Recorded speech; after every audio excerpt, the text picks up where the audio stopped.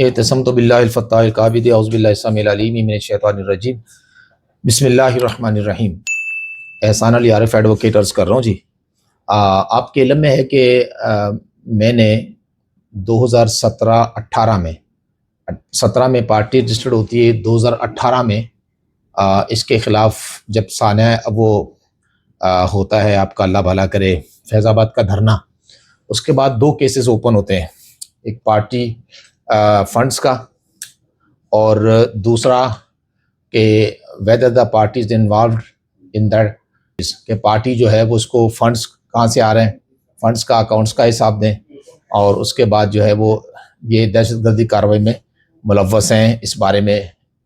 ایک سو motto action لیا گیا آن the instruction of at that time chief justice of Pakistan فائز عیسیٰ۔ دونوں کیسز میں نے کیے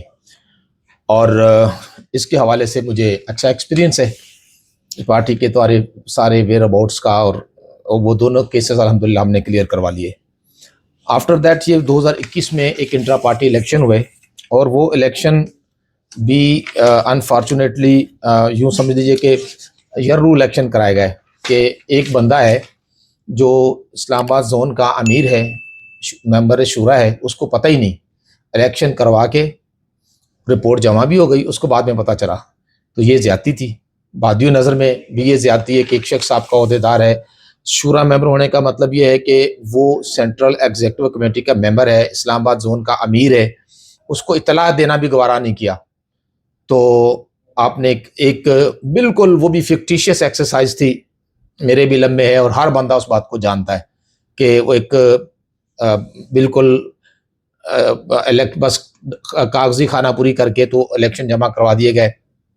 تو جس پر اس بندے نے، جن کا نام انجینئر حفیظ اللہ علوی ہے، انہوں نے اسے چیلنج کیا، اور بعد ازاں جو نائب امیر تھے وہ پیش ہو کے انہوں نے کہا جی ساری کارروائی میرے دستخط سے ہوئی ہے، حالانکہ اس سے پہلے وہ بہرحال مان چکے تھے کہ ان کے دستخط نہیں ہیں، لیکن بہرحال اللہ انہیں جزائے خیر دے، انہوں نے بہرحال آ کے اس کو اون کر لیا۔ تو پھر وہ جو رکن شورا تھے انہوں نے اس احترام میں کہ یہ سید ہیں، سادات ہیں، اور انہوں نے جب اس بات کر ہی دی ہے تو انہوں نے اپنی اپلیکیشن وڈرا کر لی، اسے انہوں نے پیروی نہیں کی، اور جب سے وہ بالکل خاموش ہیں۔ تو میں یہ سمجھتا ہوں کہ جب ہم دین کا نام لیتے ہیں اور ہم دین کو تخت پہ لانے کے دائی ہیں، تو پھر ہمیں ہر چیز جینون کرنی چاہیے، اور ہمیں ہر بات کو ان اکارڈنس ود لا اور in accordance with the انجنکشنز of اسلام کرنا چاہیے۔ کہیں پر بھی بہرحال ہمیں اس طرح کا کوئی رسمی کارروائی نہیں کرنی چاہیے کہ جس کی وجہ سے ہماری کریڈیبلٹی اور ہماری سچائی پر کوئی حرف آئے، لیکن غلطی بہرحال انسان سے ہو جاتی ہے۔ 4 سال کا عرصہ بیت گیا، اور اس کے بعد جب الیکشن ڈیو ہوئے، پہلے الیکشن تھے 28/12/2021 کو، جو الیکشن کروا کے جمع کروایا گیا کہ ہمارے یہ الیکشن ہوئے، اور اس میں بھی مطلب یہ ہے کہ اس پہ بات کرنا مناسب نہیں ہے، لیکن بہرحال وہ کروا دیے گئے۔ تو 28/12/21 کو وہ الیکشن جمع ہوئے، اور 28/12/25 کو یہ الیکشن ڈیو تھے۔ تو جب یہ الیکشن نہیں کروائے گئے تو الیکشن سے پہلے ہی ایک ریمائنڈر نوٹس ہوتا ہے جو الیکشن کمیشن جاری کرتا ہے کہ جناب آپ کی الیکشن کروانے کی مدت قریب آ رہی ہے، آپ کے الیکشن ٹینور ختم ہو رہا ہے، لہٰذا آپ الیکشن کروانے کا اہتمام کر لیں۔ تو 1/10/25 کو سانحہ مرید سے 12 دن پہلے یہ notice election commission of Pakistan نے جاری کر دیا کہ جناب آپ کے پارٹی الیکشن ہونے والے ہیں۔ اس کا کوئی بقول فیصلے کے کہ اس کا کوئی رسپانس ہمیں ریسیو نہیں ہوا، یعنی یہ بتایا نہیں گیا کہ ہم الیکشن کروا رہے ہیں کہ نہیں کروا رہے ہیں۔ 1/10/25 کو جاری ہوا ہے، 1 دن میں ڈاک پہنچتی ہے، تو ہوپ فلی یہ 2 یا 3 کو پہنچ گیا ہوگا، لیکن اس کا کوئی جواب نہیں دیا گیا۔ تو جب یہ نہیں ہوا اور پھر ایک عرصہ بیت گیا، تو پھر نوٹس جاری کیا گیا 4/6/2026 کو، اور اس میں کہا گیا کہ جناب آپ نے الیکشن جو آپ کے ڈیو تھے آپ نے نہیں کروائے، تو اس کو ایکسپلین کریں، شو کاز جاری کر دیا گیا، جس کے رسپانس میں 17/6/26 کو ایک پارٹی کے ریپریزنٹیٹیو پیش ہوئے جن کا نام تھا راجہ عامر شہزاد صاحب۔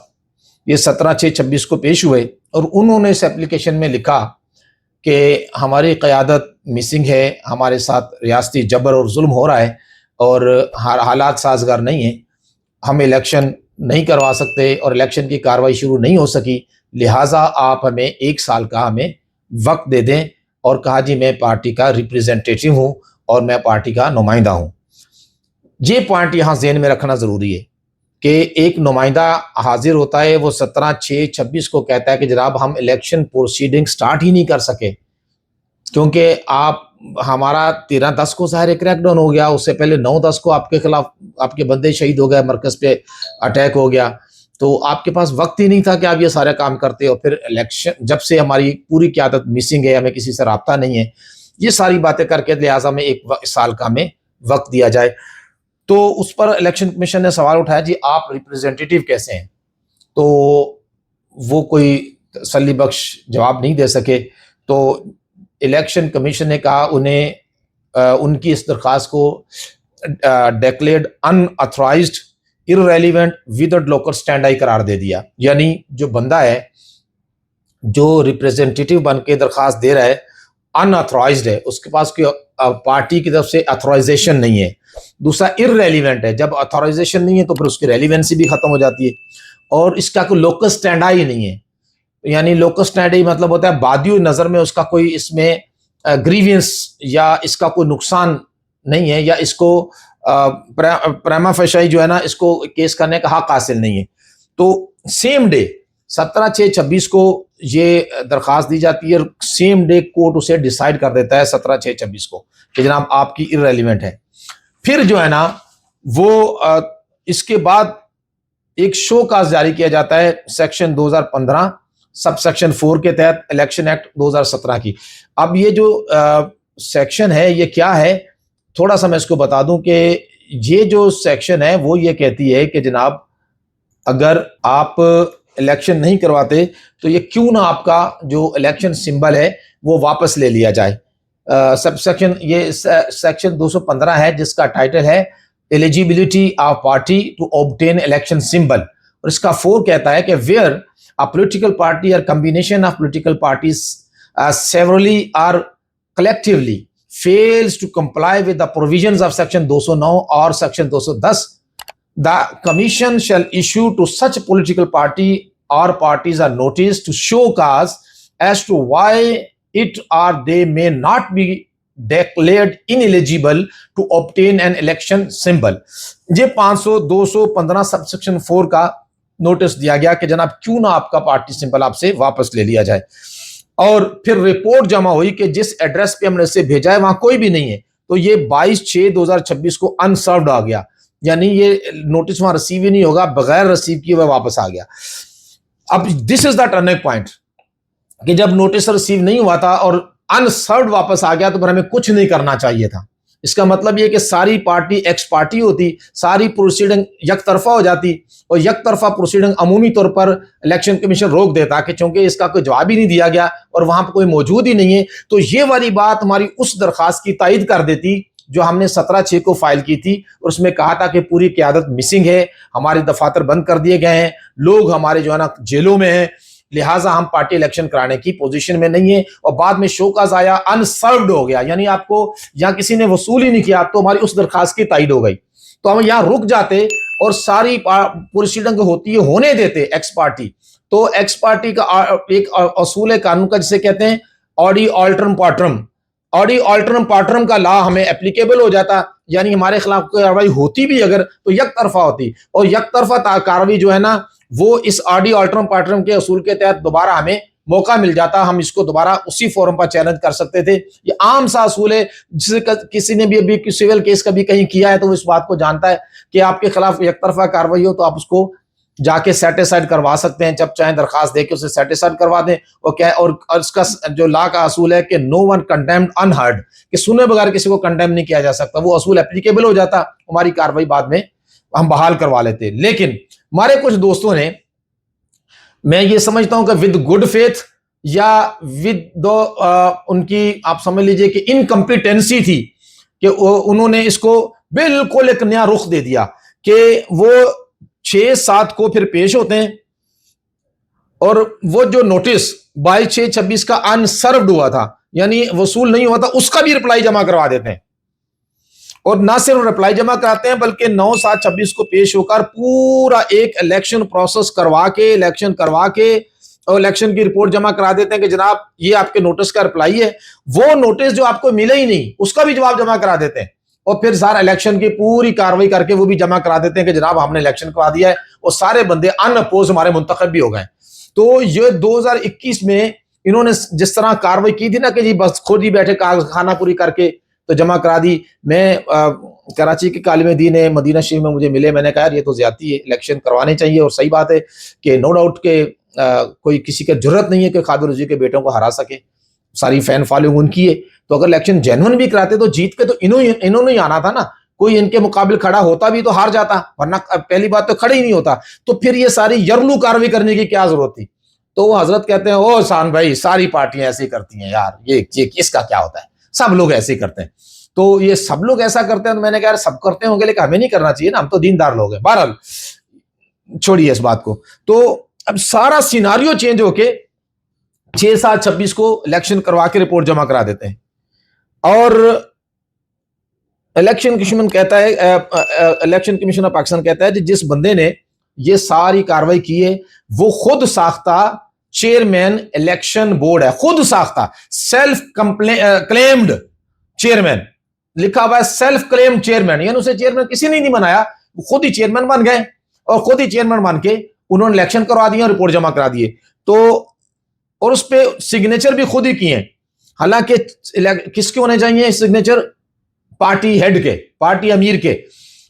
کے الیکشن بھی خود ہی الیکشن کر کے اور وہ انہوں نے رپورٹ جمع کرا دی اور تمام عہدیداران کو ان اپوزڈ,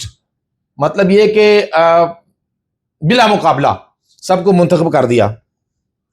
پھر اگلی تاریخ میں ایک وکیل صاحب ہمارے بچے دوست ہیں وہ پیش ہوتے ہیں, راجہ عامر شہزاد صاحب جو پہلے خود کو پارٹی ریپرزینٹیٹو کلیم کر چکے تھے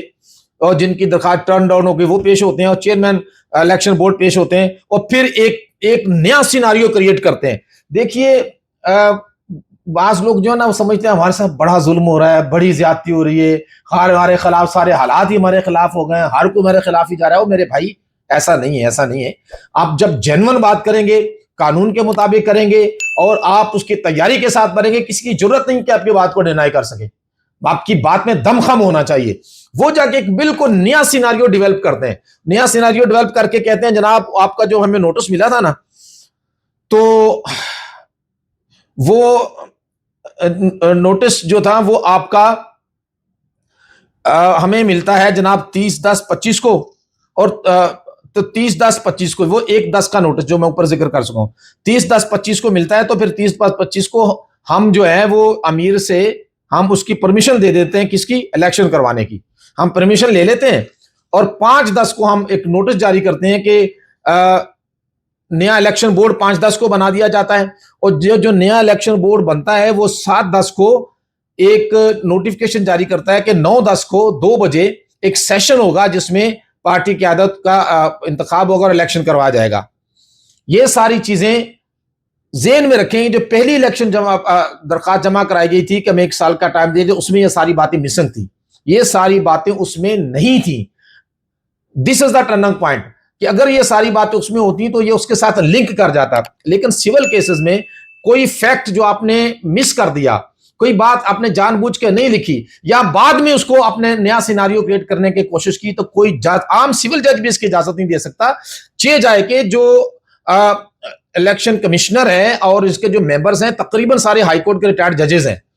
تو ہاؤ از اٹ پاسبل کہ وہ آپ کو ایک نیا سیناریو کریٹ کرنے کی اجازت دے دیں؟ تو یہ مسٹیک تھی اور یہ ٹیکنیکلی بہت بڑی مسٹیک تھی کہ ان کو اس طرح کی کوئی بات نہیں کی جانی چاہیے تھی کہ جس سے خود کی سبکی ہو. بہرحال انہوں نے سارا سیناریو کریٹ کیا اور کہا جی 9/10 کو 2 بجے ہمارے الیکشن ہونے تھے, حالات خراب ہو گئے اور لا اینڈ آرڈر کی سچویشن پیدا ہو گئی, لہٰذا اس کے بعد جو ہے وہ معاملات خراب ہو گئے اور ہمارا جو چیئرمین الیکشن بورڈ ہے بلال صاحب, جن کو 3/10/25 کو مرکزی امیر نے ایز اے الیکشن بورڈ کے چیئرمین کے طور پر نوٹیفکیشن کیا ہوا تھا, وہ بھی کڈنیپ کر لیے گئے, وہ اغوا ہو گئے اور پھر 8/5/26 کو وہ ریلیز ہوئے. لہٰذا اس وجہ سے کہ ایک تو امیر ہی نہیں ہے, پھر الیکشن بورڈ کا چیئرمین بھی نہیں ہے, وہ 8/5 کو ریلیز ہوئے, لہٰذا ہم اس وجہ سے الیکشن نہیں کروا سکے. بھائی میرے with due respect, अगर वो 8/5/26 को रिलीज हो गए थे तो फिर 17/6/26 को जो दरखास्त देनी थी वो चेयरमैन इलेक्शन बोर्ड को देनी चाहिए थी ना, कि जनाब मुझे इलेक्शन बोर्ड का चेयरमैन बना दिया गया था, मैंने इलेक्शन कंडक्ट करने की कार्रवाई सारी शुरू कर दी थी, फिर मैं अगवा हो गया, तो अब मैं आया हूं तो मुझे मजीद टाइम दिया जाए। तो ये बात कुछ मतलब प्रूडेंट माइंड को अपील करती, ये बात थोड़ी समझ में आती कि अगर सारी कार्रवाई हो गई थी तो फिर किसी के बाप की जरूरत नहीं थी कि खिलाफ कार्रवाई करता, क्योंकि आपने जो हकायक है वो सच्चाई पे मबनी बयान किए। उस वक्त दरखास्त दिलवाई गई उस बंदे से जिसको इलेक्शन कहता है कि सेल्फ क्लेम्ड रिप्रेजेंटेटिव, खुद साख्ता नुमाइंदा, उसकी तरफ से दरखास्त दिलाई गई, और जिसकी वजह से इलेक्शन आपका जो आपकी प्लीडिंग थी, जो आपकी वर्शन था, जो आपका मौकफ था, वो तब्दील होता रहा। इस तबद्दुल की वजह से, इस मौकफ को बदले जाने की वजह से और नए फैक्ट सामने लाने की वजह से फिर ये सारी कार्रवाई हुई है। दिस इज द रीजन कि why the election commission of Pakistan declared ineligible of TLP to obtain the election symbol, कि क्या वजह है कि इलेक्शन सिंबल के लिए इनएलिजिबल करार दे दिया है इलेक्शन कमीशन पाकिस्तान ने TLP को। तो मेरी सबमिशन ये, फिर उसमें आगे इलेक्शन कमीशन ने यही बातें कैटेगोरिकल लिखी भी हैं। वो कहते हैं जनाब 17/6/26 को कहा गया कि इलेक्शन नहीं हुए और कोई बंदा मौजूद ही नहीं है, तो फिर ये 3/10/25, 5/10/25, 7/10/25, 9/10/25 की जो दरखास्तें हैं, ये फ्रेश डॉक्यूमेंट्स ये कहां से आ गई, ये क्यों लाए गए? और फिर उन्होंने कहा जी ये जो चेयरमैन हैं बिलाल साहब, उनकी तरफ से जो डॉक्यूमेंट्स पेश किए गए ये भी 158(1) की खिलाफ वर्जी है, क्योंकि जो पार्टी अमीर है वो इलेक्शन कंडक्ट कराने के लिए 15 दिन का नोटिस देता है, जबकि यहां पर 11 दिन में इलेक्शन करवा दिए गए, और फिर नॉमिनेशन फॉर्म कलेक्ट करने का, उसकी स्क्रूटनी करने का कोई सबूत मौजूद नहीं है, जिसकी वजह से उन्होंने कहा कि सारी कार्रवाई इमेजिनरी है, फिक्टिशियस है, यानी खुद साख्ता है। लिहाजा फॉर्म 65 जो election intra IPE intra party election का जो फॉर्म होता है, उस पे इलेक्शन भी जनाब इनके अमीर साहब के नहीं है बल्कि चेयरमैन इलेक्शन बोर्ड साहब के हैं, जिसकी वजह से कोई आम सिविल जज, थर्ड क्लास सिविल जज भी होता तो इस कार्रवाई पर वो इसके खिलाफ ही फैसला देता और अल्टीमेटली वो इसे नल एंड वाइड करार दे देता। अनफॉर्चुनेट है, बड़ा अनफॉर्चुनेट है, बड़ा दिल रंजीदा है कि जनाब पहली बात तो ये कि जब आपके पास सारी इख्तियारात नहीं थे तो आपको खुद साख्ता बन करके नुमाइंदा या खुद साख्ता चेयरमैन बनकर जाने की जरूरत क्या थी? होने देते कार्रवाई एक तरफा, देख लेते बाद में, फिर आप देखते, फिर हम बताते कि हम तो थे ही नहीं, आपने कार्रवाई कैसे कर दी। लेकिन यहां फिर सारी चीजों को मेरिट पर डिसाइड करवाया गया। मैं समझता हूं कि इसका इर्रिपेयरेबल नुकसान है पार्टी को, और इसके जिम्मेदार वो लोग हैं जो खुद साख्ता ये नुमाइंदे बन करके गए हैं और उन्होंने जाकर वो पार्टी जो एक तरफा होनी थी। पहली बात तो ये कि सारी दुनिया को पता है कि TLP के खिलाफ क्रैकडाउन है, इनके दफातर बंद है, इनकी क़यादत अंदर है और ये लोग अपनी तंजीमी कार्रवाइयां नहीं कर पा रहे। तो ये हम जैसे अमूमन कहते भी हैं, जब मैं कोई गुफ्तगू करता हूं कि जनाब कुछ कीजिए तो जवाब मिलता है सब तो अंदर है। और मेरे भाई सब तो अंदर है तो फिर ये क्यों कर रहे हो आप? आपके सारा धंधा करने की क्या जरूरत है? आपने मैसियती वकील, मैं समझता हूं कोई वकील हो तो उससे पूछिए कि कितना नाकाबिले तलाफी नुकसान उन लोगों ने पहुंचाया कि इन्होंने सारी फिक्टिशियस कार्रवाई जाके वहां की है। क्या जरूरत थी? जेन्युइनली अब जब वो लोग अंदर हैं, मिसिंग है, तो फिर आपको ये सब करने की हाजत नहीं थी। जब आपने किया है तो मैं समझता हूं कि कोई पार्टी के साथ भलाई नहीं की गई, अच्छाई नहीं की गई, अच्छा नहीं किया गया। तो बहरहाल अल्लाह ताला सबको हिदायत दे। मैं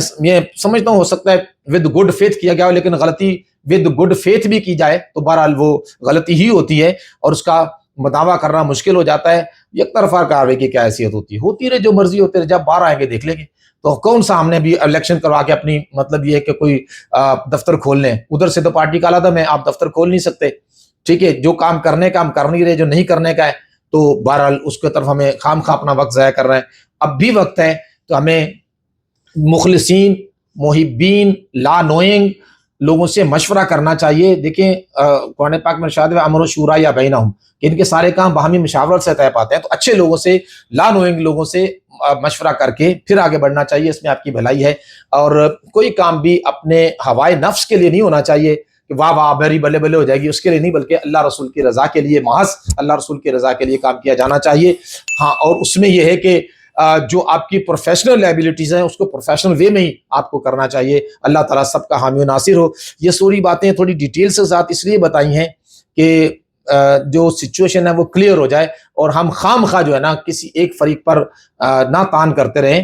کسی کی ضرورت نہیں ہے کہ ہم اچھی کارروائی کریں, قانون کے مطابق کریں تو ہمارے خلاف چلا جائے. تو اللہ تعالیٰ سب کا حامی و ناصر ہو اور سب کی اللہ تعالیٰ حفاظت فرمائے. بہت شکریہ. ہنستے مسکراتے رہیں. اللہ حافظ.